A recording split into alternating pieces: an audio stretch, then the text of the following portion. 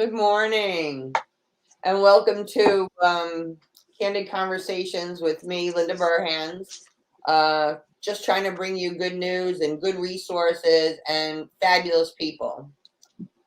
Grace and I have been friends for quite a while, and when it comes to grief, Grace is your girl.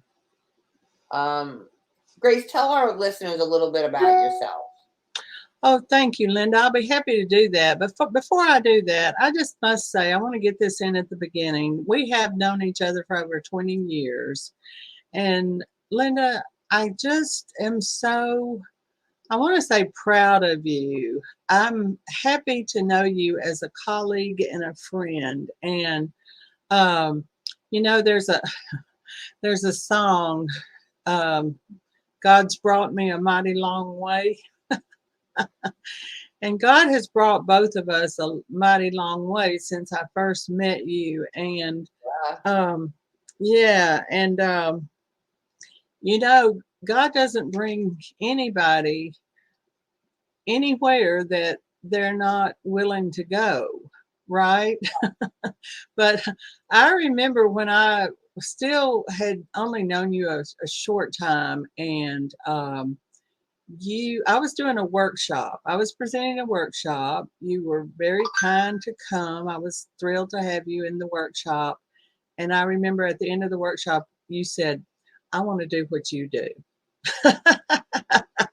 And I said, okay, great. I support you 100%, which I always have, because you've always been about doing wonderful things to help people. But I just want you to know that you really inspire me with the things that you're doing and the difference you're making in the world, Linda. I'm Okay, enough. Okay, okay. All right. Let a little of that soak in. Would you please? Would you just yes, let a I little will. of that soak in?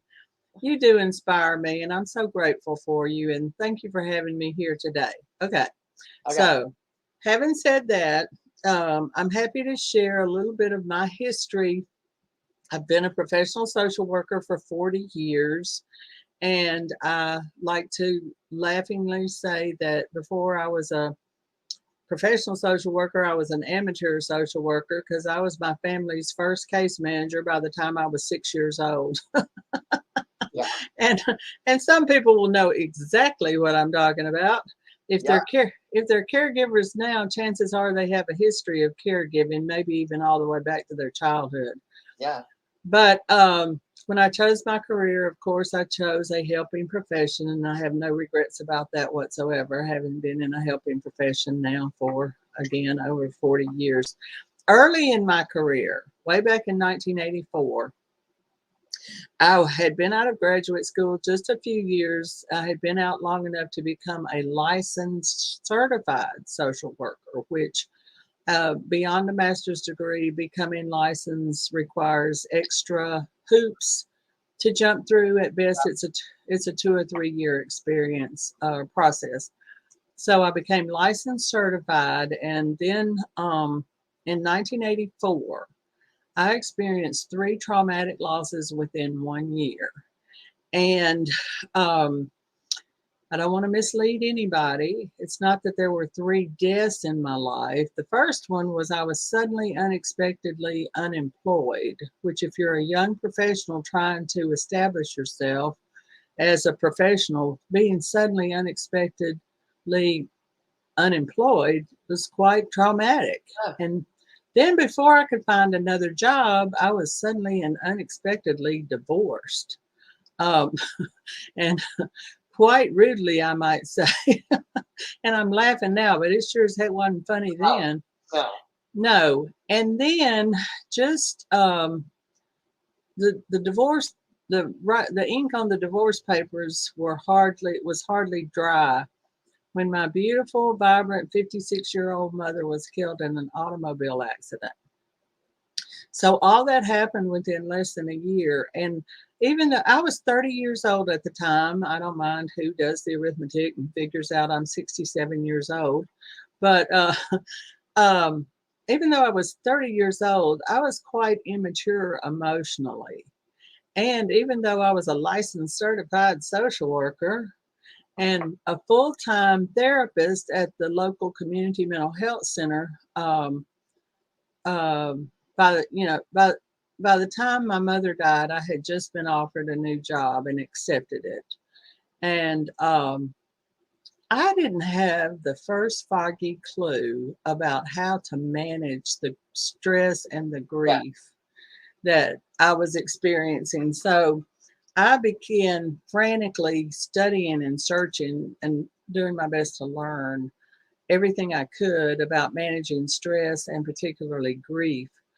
And I'm still learning all the time, Linda, but having had that experience early in my career, that of course has been the filter through which I have practiced as a professional helper all these years. And, you know, what I realize is that anyone who uses the services of a professional helper has had traumatic loss of one kind or another.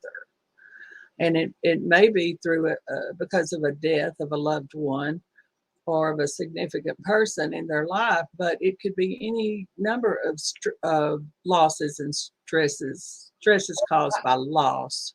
How many caregivers are stressed because my life wasn't supposed to be this way?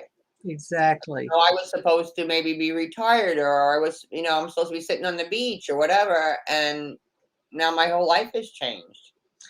Caregivers have significant losses before their person that they're giving care to dies. And they're very real. Some of them are tangible, some of them are intangible. I've known of caregivers who gave up careers Right? to be full-time caregivers. And so there you have a loss of income, loss of role, loss of status in the community.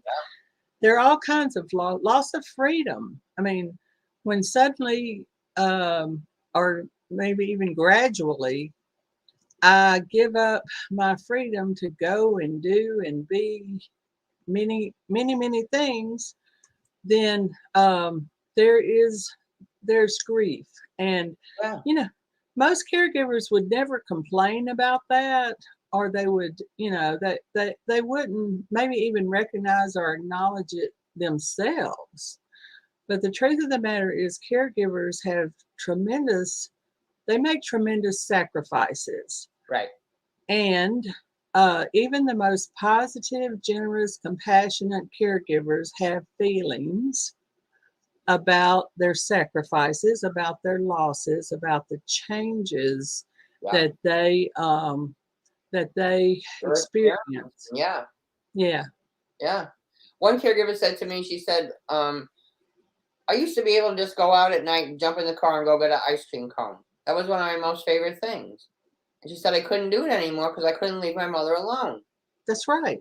It took me a long time to realize how sad that made me that I couldn't get the ice cream cone.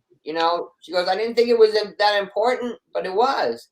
And so now she spoke to a couple of her neighbors, always offered to help. And they said, any night you want to go for the ice cream cone, we'll come over and stay with Mom for a little while. That's wonderful. I'm applauding in American Sign Language. Okay. That's what this is. So I'm applauding that caregiver. I hope she accepted their help. She did. Oh, great. Yeah. More applause. I'm applauding the neighbors and the caregiver who was willing to let them do that. Well, Mom's happy now because she gets some ice cream too. Yes, exactly. Everybody wins. Yes, because ice cream is a good tool. It is. It is. And you know who else wins? The neighbors. The neighbors win because by their being willing to be a good neighbor and a helpful neighbor, they'll be blessed by that tremendously. Yeah. It's all good. Yeah. So, Grace, let's talk about what's going on now. And, with COVID and everything, with this climate, there's so much fear, there's so much loss. There's tremendous loss. And it starts, I suppose, the conversation should start with over 600,000 people have died in the United States alone from the COVID disease, the COVID virus, and that hasn't stopped. In fact, in some areas, and where you live, Linda, where you live is the epicenter globally of the Delta variant, but all over the United States and all over the world, people are dying. And the last I heard, which I think this number, every so often I check in on the numbers, and a couple of weeks ago, I think it was, I checked in on the numbers. 4 million people have died from COVID worldwide. Think about it, 4 million. Here in the United States alone, over 600,000 and still growing. And some experts are predicting that unless trends reverse, and we don't have much reason to think that they will, if trends continue by the end of the year, there are some experts saying that another 1 million people will die. Frightening. It is frightening. It is sad. It's so sad. Yeah. And that's just the beginning. When we think about people who may have contracted the virus and they didn't die from it, but now they have lasting organ damage from it. My own sister, had a relatively mild case of COVID before she was able to get the vaccine, was in excellent health, and now she has permanent lung damage. So people have lost health. They've survived the virus, but they have now to deal with permanent health challenges. So there are those losses. And then the tremendous financial losses people have faced, their jobs, their businesses, people who have family-owned businesses that have been viable and productive and profitable for generations have lost their businesses. People have lost their jobs. People are losing their homes. Of course, we're just now facing the eviction crisis. And what other? You know what? The biggest one, though, may be worldwide, we are grieving the loss of normalcy. Yeah. Anytime isolation is not good. Isolation is not good. So we have lost social and family contact. And that's taken a huge toll on people's mental health. And I mean, I read stuff. I read newspapers, and I do listen to some news on the television. I'm very selective about what I listen to. But there's new information coming out every day about the mental health toll that this pandemic is taking.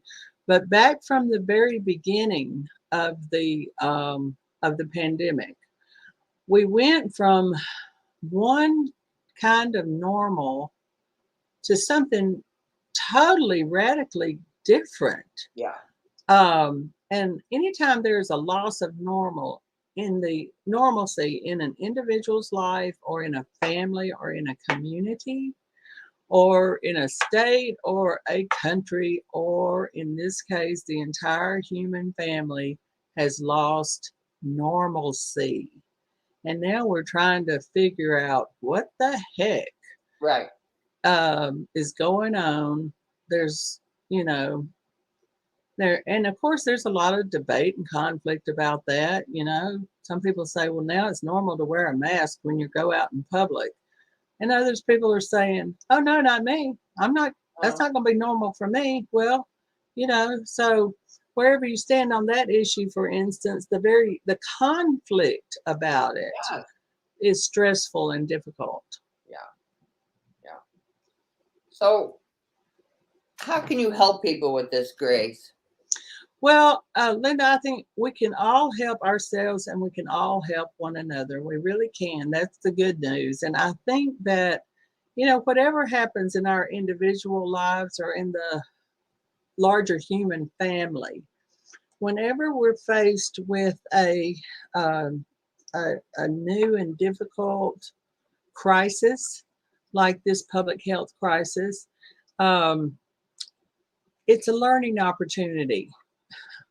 if we use it as such, if we use it to learn something useful and valuable, then the suffering is not in vain. The struggle is not in vain. So here's what I say is that our Western industrialized culture has always been what I would call grief illiterate. Grief illiterate. That is, we don't know what to do with grief. We've never known. Nobody even wants to talk about it. I'm sorry? Nobody even wants to talk about it. That's exactly right. And so, in that atmosphere, misinformation multiplies. If we're not going to talk about it, if we're not going to listen to anybody credible, then misinformation just mushrooms, blossoms, explodes. So there's a lot of misinformation in our culture about grief. One is you shouldn't talk about it. Well, I would say. How about the other one? You should get over it. That's right. Oh yeah, just get over it. Just get over it. Leave the past behind and move forward. Well, if it were that simple, we would all do it. It's not that simple. It's not that simple. But I want to say this, it's not rocket science. Learning how to effectively, safely resolve and integrate our losses, grieving, it's not rocket science. In fact, I would say healthy human babies were born knowing how to express their discomfort. Yes. How to scream it out if they have to. And then they also know how to receive comfort. All right. So most of us knew a lot about the process of what I call grief work the day we were born. Unfortunately, most of us were taught by the time we were toddlers, first graders, kindergartners, not to be honest about our emotions.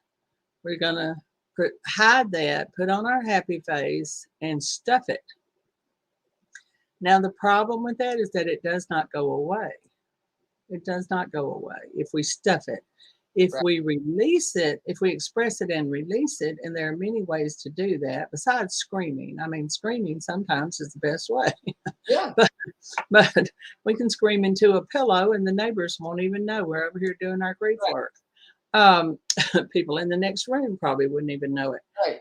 But there are many ways to express and release grief and then receive love, comfort, and kindness back into our heart space. Okay, that's grief work. We feel what we feel, we express it and release it. We accept love back into the heart space. And there are many sources of loving kindness that we can access. And in my book, by the way, let me just mention my book here. Is that okay? Yeah. Okay. So during the pandemic, here we are. There you go. During the pandemic, I have written this book that I've been planning to write for 30 years. While I was self-quarantined, I wrote this book. And Linda, you were so kind to read it pre-publication and give me positive feedback on it that I've included on the very first page, maybe the second, but anyway. Let's see. Here you go, Linda Burhands, right here, has given me a gracious and wonderful statement. See, you know what? There you go. Yeah. Okay. But in my book, I talk about many different ways we can express and release our grief. Also, we can, sources that we can access to receive kindness and caring and comfort and compassion back into our heart spaces. Because it really is a two-step. Yes. And I think some people don't get to the second step. Honey, most people don't even get to the first step. Yeah. I'm sorry to say, but that's all cultural. That's what we're taught. Right. You know, my daddy, bless his heart, was a wonderful daddy in many ways, many ways. And my mother was a wonderful mother. And they were products of their time, their culture, their families. Daddy would give us a spanking. I mean, not often and nothing severe or terrible. But if he spanked us and we cried, he'd say, dry it up, dry it up. I'm going to give you something to cry about. Yeah, Dry. I remember that I'm going to give you something to cry about. Yeah. Yeah. So of course, what'd you do? You stuffed down all that. And I was and still am a highly sensitive person. I've learned to cope with that and even see it as a gift. I'm sensitive to energy. Yeah. But all my life I've been sensitive. My daddy swatted me one time on the behind. Oh, I was heartbroken.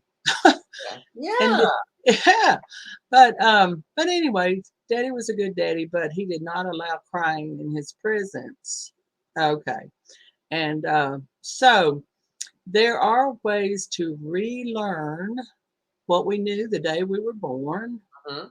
and practice it until we're no longer embarrassed or ashamed to grieve.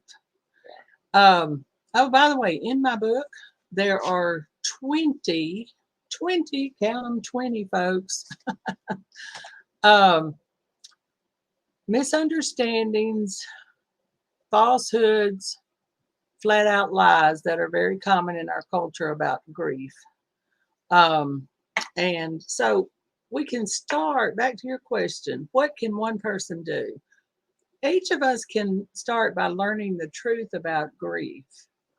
We can stop avoiding the subject, and there's many wonderful resources easily available, even free. I mean, you can go online and find some wonderful resources that provide accurate grief education.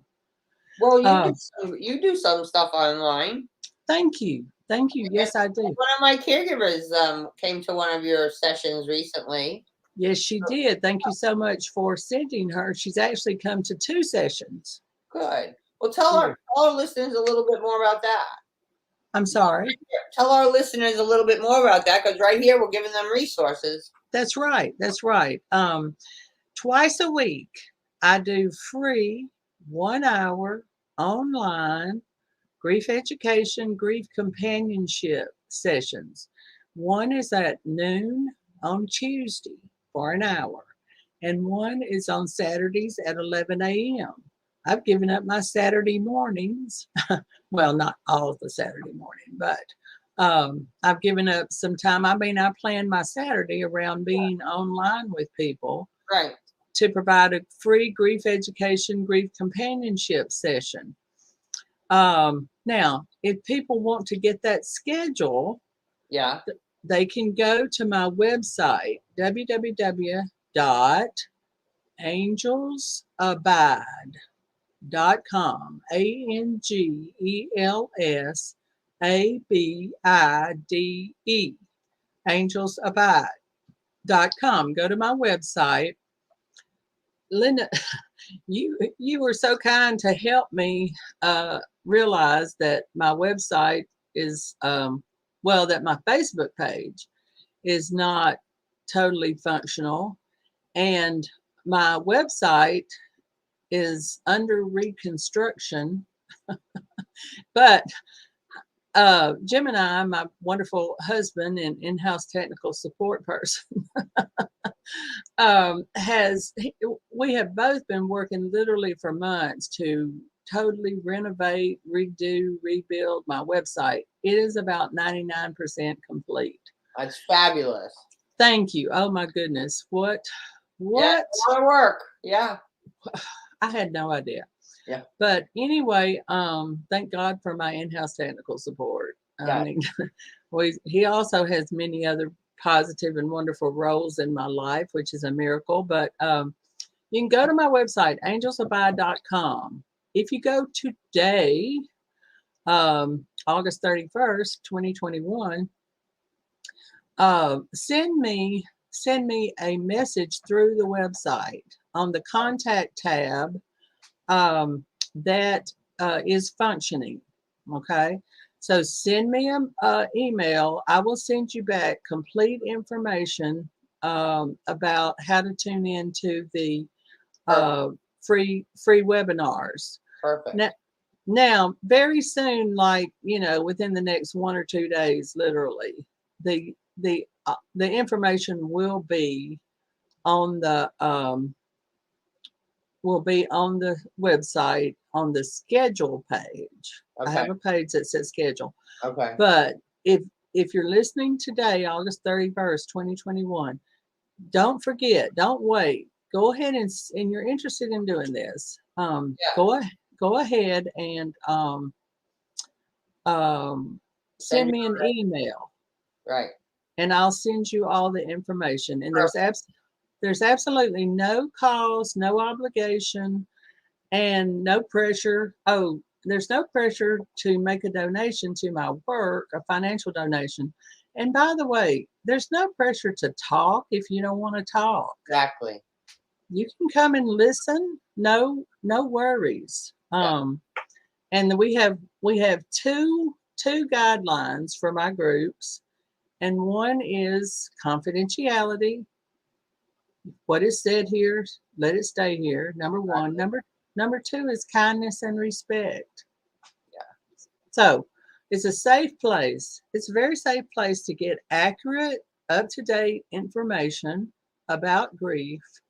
And if you choose to share personal information about what grief experiences you've had, or maybe you're in the middle of it, then you can get a lot of loving support, kindness, and compassion from the group.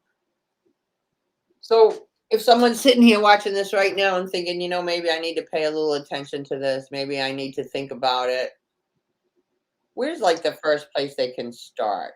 Just like writing down their feelings or Writing down acknowledging feelings, what the grief is? writing down feelings is a wonderful practice, whether you're consciously actively grieving or not. Journaling, of course, and I know you're a big advocate of journaling, as so am I. Speaking of journaling, let me mention this. Every chapter of my book, which, did I say this is available on Amazon.com? You just did now. Okay. All right. And by the way, there's more information about my book on the website if you Yeah. just want to know more about it. But and a link that you can click on that'll take you where to purchase it on Amazon.com. And you can get it in ebook and paperback. But every chapter of my book, at the end of the chapter, I have put some questions that people can use to get them started writing Yeah. if they want to. The biggest thing about writing, I think, is to just let the truth flow. Right. And if you need to write and burn, write and burn. If you're concerned about somebody finding your things that you've written, Right. that you wouldn't want them to read it, well, write it and burn it. Flush it. People say to me, this woman was in one of the journaling workshops and she said, I'm so damn mad, Linda, I can't even write. I go, write that down. Yes. And a week later, she called me and she said, I spent the whole week writing out my anger. Wonderful. Woohoo! That's wonderful. Now, I highly recommend journaling. It can be a very powerful grief resolution tool. But let me say this about that, Linda. It's just part of it. I'm sorry. It's just a small part of it, though. Oh, yes, but it can be a very powerful part. Yeah. And there are other ways to release the painful emotional energy. But let me say this. Whatever we do to express our pain, unless we have the conscious intention to release it, it doesn't necessarily get released. And what do I mean by that? I've known people who could talk for days without stopping about their feelings. And at the end of that, they're only more angry. They're only more sad. They're only more afraid. So I I spent a whole chapter in my book talking about setting the intention. Yeah. Intention is very important. if we're going to resolve our grief, and I can say a word about what I mean by grief resolution, but if we're going to resolve our grief and be at peace with ourselves and with our lives, then we must be willing to release our pain. And not everybody's willing to. And I would have no criticism or judgment for people who say, no, I'm just going to hold on to my pain. Okay, fine, no problem with me. That's your choice. Right. But I've actually had people come to me for grief support and grief counseling, grief mentoring. And after a while, I'm noticing that they're doing a lot of expressing, but they're not moving. They're just, Yeah. and so I talk about it, so let me ask you this. Are you willing to let go of some of that? Well, when asked bluntly, there are people who say, no, I'm not going to let go of it. And I'm like, well, okay, so what are you hoping to get from our time together? Right. And the bottom line is they want sympathy for staying stuck. Okay. Well, and that's, again, no criticism, no judgment whatsoever. Right. But if people want sympathy for staying stuck, they can find that without paying for it. Yeah. They can find a certain amount of it, and that's just not what I've signed up for. No. So anyway, before we go about expressing our pain, I would really encourage people to get clear with themselves. Are they willing to let it go gradually? Now, I think some people are afraid that if they let go of all their pain, somehow their bond or their connection with, if it's a loved one who's died or some other valued aspect of their life. Yeah. If I really stop being sad and angry and afraid that because I've lost this person or this valuable thing, then I'll no longer have a connection to them. Yeah. And that's not the case. Yeah. Or be like, I don't care. That's right. Or it'll be like I never cared. Right. And I'm here to tell people you can let go of all that pain and maintain a very positive bond. Yeah. With the loved one who may have died or with some other part of your life that's no longer part of your life. Yeah. Writing, journaling is a great practice. All right, we only have a couple more minutes. So what's the last thing you want to say today? I want to say that grief and bereavement are part of life. And you don't have to be embarrassed or ashamed of it. And you don't have to do it alone. In fact, you cannot grieve through to resolution and integration, which again, I have a full chapter in my book on what is grief resolution and integration. What is that? What does it look like? Right. If you're going to grieve through to integration and resolution, that cannot be done in emotional isolation. Right. So reach out. All right, my friend, thank you so much for being here with me today. I'll put all your information on the show, so as people watch it, they can pull up your website and everything. And I hope to see you really soon, and so glad that you were here today. My darling, you are a shining star, and I love you. I love you too. Have a delicious day. Bye. Bye.